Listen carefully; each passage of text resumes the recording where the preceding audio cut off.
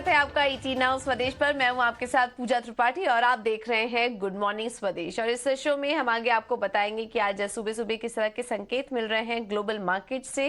भारतीय बाजारों में आज क्या रणनीति होनी चाहिए, इसके अलावा ये भी समझेंगे कि आज के दिन अहम खबरें कौन कौन सी आई हैं, कमोडिटी में मार्केट में किस तरह का एक्शन और ब्रोकरेज हाउस की रिपोर्ट्स क्या कह रही हैं, इन सब पर आगे हम चर्चा करेंगे। लेकिन सबसे पहले शुरुआत कर लेते हैं इस वक्त एशियाई बाजारों से। और काफी अच्छे संकेत मिल रहे हैं इस वक्त भी। एक्सजेएक्स निफ्टी अगर देखेंगे तो इस वक्त हरे निशान में कारोबार कर रहा है, करीब 44 अंक ऊपर दिखाई दे रहा है एक्सजेएक्स निफ्टी इस वक्त। लेकिन बाकी ग्लोबल मार्केट्स पर अगर बाकी एशियाई बाजारों पर अगर नजर डालें तो यहाँ पर अगर शंघाई को छोड़ दे जो कि हल्के लाल निशान में दिखाई दे रहा है, बाकी सभी इंडाइसेस हरे निशान में। हांगकांग के बाजार 19 अंक ऊपर है इस वक्त, कॉस्पी भी इस वक्त 11 अंक ऊपर है। जापान के बाजार निकाई भी देखिए, यहाँ पर भी जो शुरुआती संकेत मिल रहे हैं वो मजबूती के ही हैं। तो इस वक्त जो शुरुआत हो रही है एशियाई बाजारों की वो तो काफ़ी अच्छी है, लेकिन बाकी अगर ग्लोबल मार्केट्स की बात करेंगे तो जो संकेत मिल रहे हैं वो काफ़ी मिले जुले थे कल के लिए। हालांकि कल हमने एक रिकवरी ज़रूर देखी, पिछले हफ्ते जिस तरह का दबाव था बाजार पर, कल वो कहीं ना कहीं ईज आउट होता हुआ नजर आया अगर अमेरिकी बाजारों के संदर्भ में बात करेंगे तो। और यूरोप के बाजारों में भी हमने देखा कि अच्छी मजबूती के साथ कारोबार हो रहा था। अगर टेक शेयर को छोड़ दे जहां पर कि हल्का दबाव था, तो ओवरऑल हर एक सेगमेंट में अच्छी रिकवरी देखने को मिली। डाउ जोन्स में 195 अंकों की तेजी थी, वहीं नैस्डैक लाल निशान में बंद हुआ, करीब 55 अंक नीचे। वहीं हमने देखा कि बैंकिंग शेयरों में जो तेजी आई उससे एक अच्छा सपोर्ट मिला, क्योंकि कल एक खबर भी आई थी काफी अहम, फर्स्ट सिटीजन्स की एसवीबी में हिस्सेदारी खरीदने की खबर से कल हमने देखा कि बैंकिंग शेयरों में काफी शानदार तेजी देखने को मिली है। इसके अलावा S&P 500 में भी 11 में से करीब 8 शेयर ऐसे थे जो कि तेजी के साथ कारोबार कर रहे थे। तो ओवरऑल सेक्टर स्पेसिफिक एक्शन अगर देखेंगे तो सिर्फ अगर टेक शेयर को छोड़ दें तो बाकी सभी सेक्टर में कल हमने देखा कि अच्छी तेजी देखने को मिली है।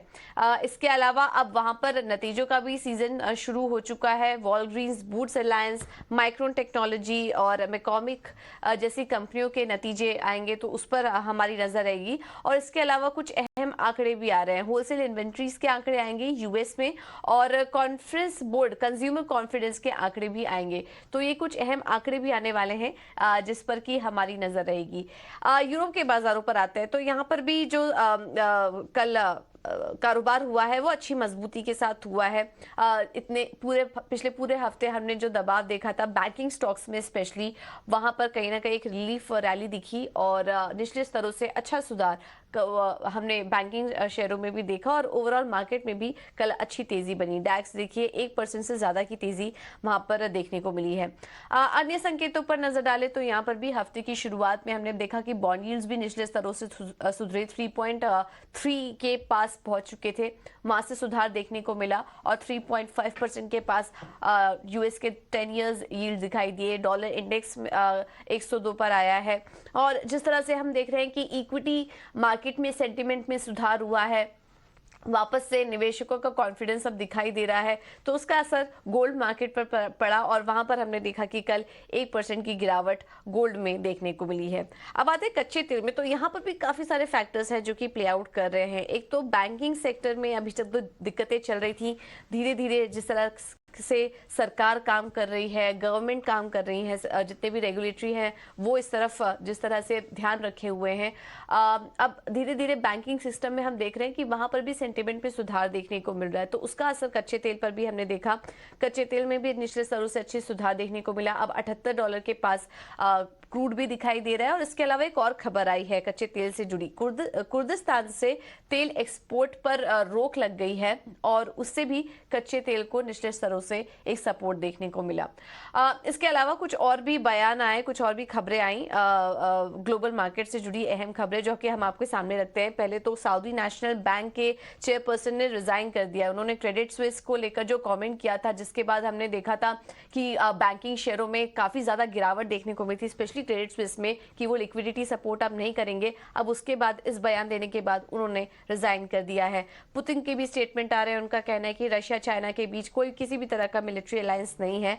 और वॉल्ट डिज्नी से जुड़ी भी खबर है, कंपनी 7,000 कर्मचारियों को निकालेगी। तो ये कुछ अहम खबरें भी आई हैं जो कि हाँ एक जिसका कि अपडेट हमने आपको दिया। तो कुल मिला के बात करें तो संकेत अच्छे हैं। आज भारतीय बाजारों की बात करेंगे तो एक सुधार हमने देखा। कल टेक शेयरों में दबाव जरूर था, लेकिन उसको अगर साइड में रख दे तो ओवरऑल सेंटीमेंट में ग्लोबल मार्केट में सुधार देखने को मिला है। अब भारतीय बाजारों में आज क्या करें इसको देखते हुए इस पर भी आगे हम रणनीति समझेंगे, लेकिन एक बार एफआईआईज और डीआईएस के आंकड़े देख लेते हैं। कैश मार्केट में एफआईआईज 890 करोड़ की बिकवाली करके गए। हालांकि बिकवाली का आंकड़ा है, लेकिन आंकड़ा छोटा नजर आ रहा है और बाकी आंकड़ों पर भी नजर डालेंगे तो वो भी अच्छे दिखाई दे रहे हैं। कैश मार्केट में डीआईएस लगातार खरीदारी कर रहे हैं। 1809 करोड़ की खरीदारी यहां पर देखने को मिल रही है। इंडेक्स फ्यूचर में एफआईआईज की तरफ से 3,250 करोड़ की खरीदारी का आंकड़ा है। इंडेक्स ऑप्शन में भी 14,303 करोड़ की खरीदारी एफआईआईज की तरफ से देखने को मिली। तो यहां से भी जो आंकड़े निकल कर आ रहे हैं वो अच्छे भी हैं। अब एक्सपायरी वीक है ये, हम देख रहे हैं मार्च सीरीज की भी एक्सपायरी होने वाली है, उस लिहाज से भी उतार चढ़ाव बना रह सकता है। बट अब आगे बढ़ेंगे और मार्केट पर रणनीति क्या होनी चाहिए इन तमाम क्यूज को देखते हुए एक बार ये भी समझ लेते हैं। और हमारे साथ नितिलेश पावस्कर जुड़ चुके हैं सुबह सुबह। Nitilesh, thank you so much इटीना स्वदेश को समय देने के लिए। इस वक्त ओवरऑल सेंटीमेंट आपको कैसा नजर आ रहा है और क्या करें भारतीय बाजारों में? निफ्टी और बैंक निफ्टी में अपनी रणनीति सुझाइए। Good morning ma'am. Thank you. Last दिन से हम लोग सेलिंग ही कर रहे हैं और सेलिंग में ही बैठना काफी अच्छा है। और मैं इंडेक्स का एक रेंज लेना पसंद करूंगा। नीचे में 16,900 की इम्पोर्टेंट सपोर्ट है, ऊपर में 17,080 से लेकर 17,100 एक इम्पोर्टेंट रेजिस्टेंस है। जब तक ये लेवल का ब्रेकआउट ब्रेकडाउन ना हो जाए तब तक के लिए पोजीशंस को थोड़ा सा संभल के बनाना पड़ेगा। लेकिन जो भी कुछ आप पोजीशंस बनाओगे, मान लो कि 17,100 का ब्रेकआउट आता है तो स्टॉप लॉस से कम 70 पॉइंट का ही रखना है, क्योंकि जो वोलेटिलिटी होगी वो काफी बड़ी वोलेटिलिटी होगी। और नीचे में अगर ब्रेकडाउन आता है 16,920 के आसपास का, तो हम लोग वहां पे भी शॉर्ट पोजीशंस बना सकते हैं। तो स्टॉप लॉस हमारा तब 17,000 का होगा और नीचे में हमारा पहला टारगेट जो होगा वो 16,780 का टारगेट होगा। और इसके नीचे बाजार 15 मिनट और सस्टेन कर देता है तो हम लोग 16,660 ये लेवल्स के लिए भी क्या कर सकते हैं, प्लान कर सकते हैं। तो ओवरऑल व्यू निगेटिव है, लेकिन अगर ऊपर में ब्रेकआउट मिलता है तो कॉन्ट्रा प्ले करके बाइंग का भी आप व्यू लेके जा सकते हैं। ठीक है, तो शुरुआती जो संकेत मिलेंगे, शुरुआती जो ओपनिंग होगी उस पर नजर रखिए। अगर एक ब्रेकआउट ओपनिंग दिखती है तो फिर आप तेजी का राय ले सकते हैं, लेकिन फिलहाल के लिए ओवरऑल जो ट्रेंड दिखाई दे रहा है वो नेगेटिव का ही है। ऊपरी स्तरों से बिकवाली आ सकती है और 16,900 फिलहाल के लिए एक अहम सपोर्ट नजर आ रहा है निफ्टी के लिए। नितिलेश, इसके अलावा स्टॉक स्पेसिफिक रणनीति क्या होगी? जी मैम, एक ही मैं स्टॉक रिकमेंड करूंगा और वो स्टॉक होगा अपोलो टायर का। अपोलो टायर में अगर हम लोग देखेंगे वीकली सपोर्ट एरिया के आसपास है और लग रहा है कि ये अगर ब्रेकडाउन दे देता है 306 रुपए का लेवल, तो 310 रुपए की स्टॉप लॉस के साथ हम लोग इस पे बिकवाली प्लान करते हैं। 296 रुपीज का स्टॉप लॉस को क्या करना है, मेंटेन करना है। कंडीशनल सेल होगा 306 रुपए के नीचे ही हमें क्या करना है, बिकवाली करना है।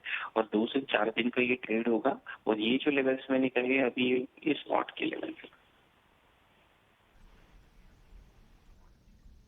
ठीक है, तो स्पॉट लेवल्स आपको सुझाए गए हैं अपोलो टायर्स में बिकवाली करने की राय 296 के लेवल्स के लिए। नितिलेश, बहुत धन्यवाद आपका समय देने के लिए और ये रणनीति सुझाने के लिए बाजार में। तो जो स्ट्रैटेजी इस वक्त निकल कर आई है उसमें फिलहाल यही समझ में आ रहा है कि बाजार की जो ओपनिंग रहेगी वो किस तरह से रहती है, उसके अकॉर्डिंग आज अपनी स्ट्रैटेजी बनाइए और उस पर हम आगे भी चर्चा करते रहेंगे। लेकिन चलिए अब आगे बढ़ेंगे। ये तो बात हुई बाजार की, लेकिन इसके अलावा आज के लिए अहम खबरें कौन कौन सी आई हैं, अहम ट्रिगर्स कौन से रहेंगे जिन पर की आपको नजर रखनी है, बताने के लिए शरद हमारे साथ जुड़ चुके हैं। शरद, गुड मॉर्निंग। बताइए आज के दिन अहम ट्रिगर्स और खबरों वाले शेयर्स कौन कौन से हैं?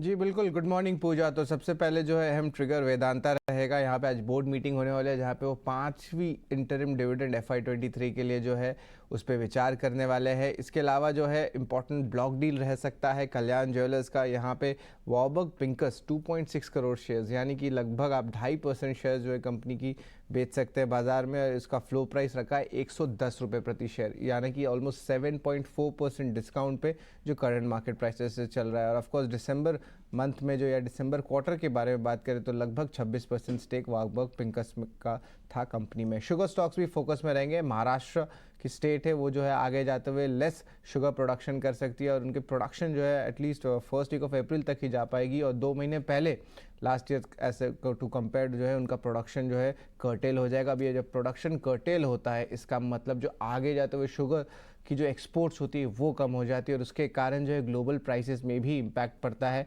तो उस पर ज़रूर फोकस में रखेगा। आदित्य बिरला कैपिटल में जो है उन्होंने अप्रूव कर दिया अपनी पूरी 50% सेल्स टेक आदित्य बिरला इंश्योरेंस ब्रोकर्स में। जो टोटल अमाउंट है वो है 455 करोड़ रुपीज़, और उन्होंने समारा कैपिटल को बेचा है। मॉर्गन स्टैनली ने कहा है कि जो प्रपोज सेल हुई है वो 60% डिस्काउंट अपने वैल्यूएशंस में चल रही है, तो ये बहुत स्टीप डिस्काउंट सेल है माना गया है। इसके अलावा SGVN भी फोकस में रहेगा। SBI म्यूचुअल फंड ने जो है लगभग 2 लाख शेयर्स की बिकवाली की। सुप्रिया लाइफ साइंस में डॉवटेल फंड में जो है लगभग 5 लाख शेयर्स से जो है सेल की। पटेल इंजीनियरिंग हालांकि 1000 करोड़ का कंपनी है, लेकिन प्रमोटर ने 7 करोड़ शेयर्स प्लेज किए, यानी कि 22% जो उनके प्रमोटर स्टेक है उसका जो है बहुत बड़ा हिस्सा प्लेज हुआ है। UPL की प्रमोटर्स ने जो है लगभग 23 लाख शेयर्स की एक्विजिशन की है रिसेंटली, और इस साल देखे तो 60 लाख हो गया है। उनका जो स्टेक है लगभग 32% हो चुका है। दिलीप बिल्डकॉन L1 बिडर भी रहे हैं 780 करोड़ रुपए के प्रोजेक्ट में। SGVN को ग्रीन फाइनेंसिंग आ गया है 915 करोड़ रुपए का। और मिड कैप स्पेस में सागर सीमेंट्स भी फोकस में रहेगा। यहाँ पे उनको अप्रूवल आई है कॉर्पोरेट गारंटी देने के लिए, लगभग 665 करोड़ का आंकड़ा है। अब ये SBI को देने वाले, पर ये किस लिए देने वाले हैं? ये देने वाले हैं क्योंकि एक लोन लिया गया है उनकी सब्सिडरी आंध्रा सीमेंट्स जो कि लिस्टेड कंपनी है, और यहाँ पे जो 25% जितनी होल्डिंग्स है आंध्रा सीमेंट्स में वो जो है अब आपके शेयर प्लेज में हो जाएंगी। और आखिर में मैं बात करूंगा PNC इंफ्राटेक का। यहाँ पे भी उनको L1 बिडर मिला है मॉर्थ प्रोजेक्ट के लिए, और इसका जो टोटल वैल्यू है वो लगभग 819 करोड़ रुपए का है। तो बहुत सारे डील्स आ रहे हैं, इंफ्रा ऑर्डर्स पिकअप आ रहा है, और इवन जो है होटल इंडस्ट्री में भी जो है बहुत सारे आप कह सकते हैं लॉन्चेस देखने मिल रहे हैं। तो ये बहुत इंटरेस्टिंग ट्रेंड्स जो है हमें अभी उभर के आ रहे हैं।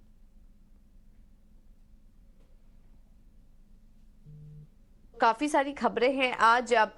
इंफ्रा स्टॉक्स इस बीच फोकस में है, जिस तरह से शरद बता रहे थे कुछ प्रोजेक्ट यहाँ पर लगातार मिल रहे हैं, तो ये एक काफी पॉजिटिव चीज है, जिससे कि इंफ्रा स्टॉक्स और कैपिटल गुड स्टॉक्स काफी समय से हमारा फोकस है, इन पर आप नजर भी रखें। और इसके अलावा कल्याण ज्वेलर्स, वेदांता, शुगर स्टॉक्स जैसे से जुड़ी कुछ खबरें निकल कर आनी है, जिसके चलते आज ये तमाम स्टॉक्स तमाम कंपनियां फोकस में रहेंगी। शरद बहुत धन्यवाद आपका ये सारी डिटेल्स हमारे सामने रखने के लिए। अब आगे बढ़ेंगे और रुक करते हैं कुछ टॉप ट्रेडिंग आइडियाज का। हमने आपको सुबह अभी नीतिलेश से बात हो रही थी और वो अपोलो टायर्स में बिकवाली करने की राय दे रहे थे। इसके अलावा जो कॉल्स हमें मिल रहे हैं कि करके आपके सामने रखेंगे। निर्मल बैंक की तरफ से जो कॉल्स हैं उसमें पहला है उनका मिंडा कॉप में खरीदारी करने की राय वो दे रहे हैं। 222 का होगा लक्ष्य, स्टॉप लॉस 206 का सुझा रहे हैं। और औरोबिंदो फार्मा में भी इनकी खरीदारी करने की राय है, 524 का होगा लक्ष्य, स्टॉप लॉस दे रहे हैं 500 का। कोटक सिक्योरिटीज की तरफ से जो कॉल्स मिल रही है उसमें पहला है रिलायंस, यहाँ पर खरीदारी की राय उनकी तरफ से 2300 के लेवल्स यहाँ पर देखने को मिल सकते हैं। और कल हमने देखा था कि कल जो एक तेजी आई थी उसमें रिलायंस एक बड़ा कंट्रीब्यूटर था। आज भी उसमें आप खरीदारी करने के चल सकते हैं, 1.5% ऊपर था कल भी, और आज भी 2300 के लेवल्स के लिए आप यहाँ पर नजर रख सकते हैं रिलायंस में। और दूसरा स्टॉक है SBI का, 525 का होगा लक्ष्य, स्टॉप लॉस 504 का, खरीदारी की राय SBI में। तो दोनों ही large cap stocks Kotak securities की तरफ से यहाँ पर रिकमेंडेशन आ रही है। प्रभुदास लीलाधर ने गोदरेज कंज्यूमर में खरीदारी करने की राय दी है, 980 के लक्ष्य के लिए, स्टॉप लॉस होगा 945 का। और सन फार्मा में भी खरीदारी करने की राय आ रही है इनकी तरफ से। कल सन फार्मा में भी हम देख रहे हैं काफी पॉजिटिव डेवलपमेंट हो रहा है, कुछ ब्रोकरेज हाउस की रिपोर्ट्स भी आ रही हैं पॉजिटिव साइड। तो यहाँ पर भी आप तेजी करके चल सकते हैं। 1020 का होगा लक्ष्य, स्टॉप लॉस सुझा रहे हैं 960 का। तो इस वक्त हम देख रहे हैं कि जितने भी बाइंग ट्रेडिंग आइडियाज हैं वो सब खरीदारी करने की ही तरफ हैं। तो स्टॉक स्पेसिफिक आइडियाज जो है वो आज तेजी करके चलिए। एक अपोलो टायर्स है जहां पर कि बिकवाली की राय सुबह नीतिलेश सुझा रहे थे। तो चलिए इन तमाम ट्रेडिंग कॉल्स पर भी हमारी नजर रहेंगे परफॉर्मेंस पर। लेकिन अब आगे बढ़ेंगे और कमोडिटी मार्केट में आज क्या करें एक बार ये भी देख लेते हैं। और एसएमसी ग्लोबल सिक्योरिटीज की वंदना भारती हमारे साथ जुड़ चुकी हैं। वंदना, थैंक यू सो मच इटीना स्वदेश को समय देने के लिए। अब चलिए उनसे हम संपर्क वापस जोड़ने की कोशिश करेंगे। लेकिन इस वक्त हम देख रहे हैं अब जिस तरह से इक्विटी मार्केट में जो बड़ा ओवरहैंग चल रहा था, बैंकिंग सेंटिमेंट खराब हो चुके थे, अब वहां पर धीरे धीरे जो सुधार हो रहा है हम देख रहे हैं कि अब उसका असर इस वक्त कमोडिटी मार्केट पे भी पड़ रहा है। और सोने चांदी में उसके बाद हमने देखा कि कल एक वीकनेस आई। सोना देखिए करीब 680 अंक नीचे था, कल 1% से ज्यादा की गिरावट सोने में हमने देखी। और चांदी में भी करीब ½ % की गिरावट हमने कल देखी। तो वहां पर एक नरमी आई जिस तरह से इक्विटी मार्केट में जो ज्यादा रिस्क बेस्ड जो सेगमेंट्स है वहां पर जब सेंटिमेंट सुधरा तो यहाँ पर सेफ हेवंस जिसको हम कहते हैं एक यहाँ पर वीकनेस देखने को मिली। तो अब जो स्ट्रैटेजी आ रही है वो देखिए अब बिकवाली की ही तरफ है क्योंकि काफी ज्यादा चल भी चुका है। तो अब बिकवाली आ सकती है ऊपरी स्तरों से। 58,000 के लेवल्स देख रही हैं वंदना बिकवाली करने के लिए। और स्टॉप लॉस होगा 58,900 का, ये है राय उनकी तरफ से सोने में। और क्रूड में भी अगर देखेंगे तो अब यहाँ पर भी एक सेंटिमेंट में सुधार हुआ है। और यहाँ पर भी उन्होंने तेजी करने की ही राय दी है। कच्चे तेल में आप 5,850 के लेवल्स के लिए आप खरीदारी करके चल सकते हैं। यहाँ पर कच्चे तेल में टारगेट अब वो सुझा रही हैं 6,000 का, स्टॉप लॉस होगा 57.75 का। कल हमने देखा था कि क्रूड में भी करीब 4 से 5% की तेजी थी जब वो जो हम सेंटिमेंट में सुधार होने की बात कर रहे हैं वहां पर भी अपने एक अच्छी तेजी देखी। 75 तक के लेवल्स आ चुके थे लेकिन उसके बाद देखिए अब 78 के लेवल्स 78 के आसपास के लेवल्स इस वक्त क्रूड में देखने को मिल रहे हैं। तो इस वक्त खरीदारी करने की राय होगी कच्चे तेल में। तो सोने में बिकवाली करके चलिए फिलहाल और कच्चे तेल में खरीदारी करने की राय कमोडिटी में वंदना की तरफ से। अब आगे बढ़ेंगे और कुछ और भी यहाँ पर आपको मार्केट एक्सपर्ट्स के व्यू सुनवा देते हैं। और हम लगातार इस माहौल में कुछ दिग्गज मार्केट एक्सपर्ट से बात कर रहे हैं। कल हमने बात की थी कोटक एएमसी के सीईओ हर्ष उपाध्याय से और उनके मुताबिक बाजार में अभी भी चुनौतियां बरकरार हैं लेकिन निवेशकों को खपत वाले शेयरों पर नजर रखने की जरूरत है, वहां पर फोकस करना चाहिए। और अगले 2 से 3 तिमाही में एफएमसीजी के मुनाफे में भी सुधार होने का अनुमान है। आइए आपको सुनवा देते हैं पूरा वो कॉन्वर्सेशन। बिल्कुल, देखिए इस मार्केट में ऐसा तो नहीं है कि कोई चिंता के विषय नहीं है, ऐसा तो नहीं बोल सकते। और इसी के कारण पिछले 18 महीने तक ये रेंज बाउंड मार्केट चलते हुए आ रहा है। और जो आपने बताया और उसके अलावा भी कुछ चिंताएं हैं, जैसे कि ग्लोबल ग्रोथ को अगर आप देखते हैं तो अभी भी अनसर्टन है। महंगाई का जो आउटलुक अगर देखते हैं वो भी आज के दिन पे इतना कंफर्टेबल सिचुएशन में नहीं है।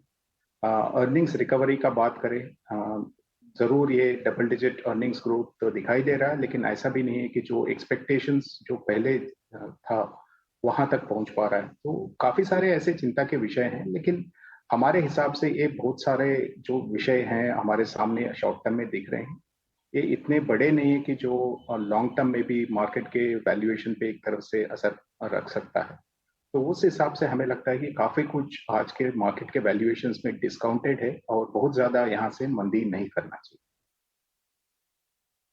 आज के दिन में हमारे पोजीशन तो अंडरवेट पोजीशन है ये सारे कंजम्पशन ओरिएंटेड सेक्टर्स पे, लेकिन जरूर हमें भी लगता है कि अगले 2 या 3 क्वार्टर्स में यहाँ पे जो कॉस्ट इन्फ्लेशन के वजह से जो प्रॉफिटेबिलिटी पे एडवर्स इम्पैक्ट हुआ है वो शायद कम होते हुए नजर आएगा। और ये भी है कि जो एक तरफ से पेंटअप डिमांड जो था कोविड डिस्रप्शन के बाद, जो फेस्टिव सीजन से पहले तक काफी अच्छा दिखाई दे रहा था, वो अभी थोड़ा नरम हुआ है। इसमें कितना शॉर्ट टर्म साइक्लिकल फैक्टर्स है, कितना स्ट्रक्चरल है, बोलना बहुत मुश्किल है। लेकिन हमें लगता है कि जरूर प्री इलेक्शन ईयर में रूरल स्पेंड भी गवर्नमेंट की तरफ से काफी ठीक ठाक रहेगा। तो उस हिसाब से हमें नहीं लगता है कि बहुत ज्यादा कंजम्पशन पे, डिमांड पे कुछ असर पड़ेगा। जरूर ये भी है कि मानसून आज के दिन में थोड़ा अनप्रिडिक्टेबल लग रहा है, लेकिन सब फैक्टर्स को देखते हुए भी हमें लगता है कि यहाँ से 2 या 3 क्वार्टर में यहाँ एफएमसीजी और काफी सारे कंजम्पशन ओरिएंटेड जो सेक्टर्स हैं वहाँ पे प्रॉफिटेबिलिटी इंप्रूवमेंट देखने को मिलेगा। तो आज के दिन में हमारा पोजीशन अंडरवेट है, लेकिन हम जरूर इस सेक्टर को एक ध्यान में रखेंगे और अगर यहाँ से वैल्यूएशन करेक्ट होते हुए नजर आता है तो जरूर ध्यान रखें।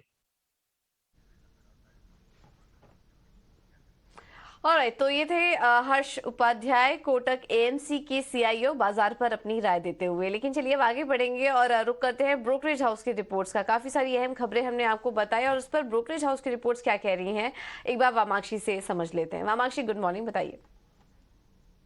जी बिल्कुल, शुरुआत करते हैं हम आरती इंडस्ट्रीज़ के साथ। मॉर्गन स्टैनली का मानना है कि डिमांड को लेकर कंसर्न्स और मार्जिन कंप्रेशन के जो फैक्टर्स हैं, नेगेटिव फैक्टर्स, वो सारे प्राइस्ड इन नज़र आ रहे हैं। लिमिटेड डाउनसाइड ट्रिगर्स नज़र आ रहे हैं इन्हें करंट लेवल से, और इसी के चलते उन्होंने अपनी राय को अपग्रेड किया है। अंडरवेट की राय से इक्वल वेट की राय दी है, लक्ष्य दिया है 484 प्रति शेयर का। हीरो मोटोकॉर्प अगला स्टॉक रहेगा हमारे रेडार पर।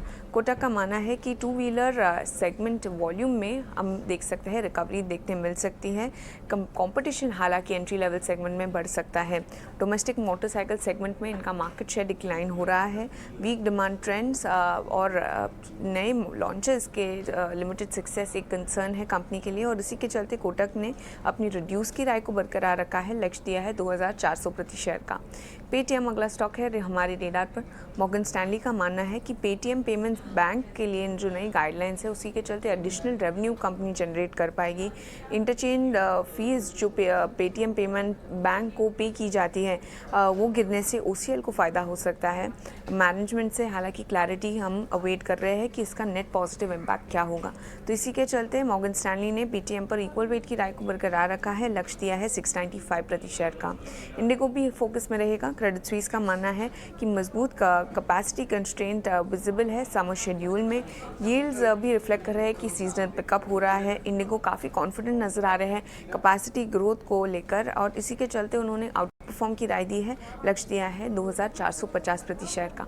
और आखिर में हम फोकस करेंगे अंबुजा सीमेंट्स पर। जेफरीज की तरफ से रिपोर्ट आ रही है, और इनफैक्ट अंबुजा सीमेंट ने FY28 का जो EBITDA टारगेट है वो 17,500 करोड़ का दिया है उन्होंने। इनफैक्ट FY23 से FY28 तक वो करीब 28% EBITDA कैगर टारगेट कर रहे हैं, अपनी कैपेसिटी भी डबल कर रहे हैं, और इन फैक्टर्स के चलते खरीदारी की राय आ रही है जेफरीज की तरफ से, लक्ष्य दिया है उन्होंने 490 प्रति शेयर का। राइट, बहुत बहुत शुक्रिया वामाक्षी आपका ये सारी जानकारी देने के लिए। तो ये कुछ ब्रोकरेज हाउस की रिपोर्ट्स हैं जहां पर की नजर रहेगी। चलिए फिलहाल इस बुलेटिन में इतना ही, लेकिन जाते जाते आपको दिखा देते हैं एक बार फिर से कि कौन कौन से इंपॉर्टेंट इवेंट्स हैं जहां पर की आपको नजर रखनी है।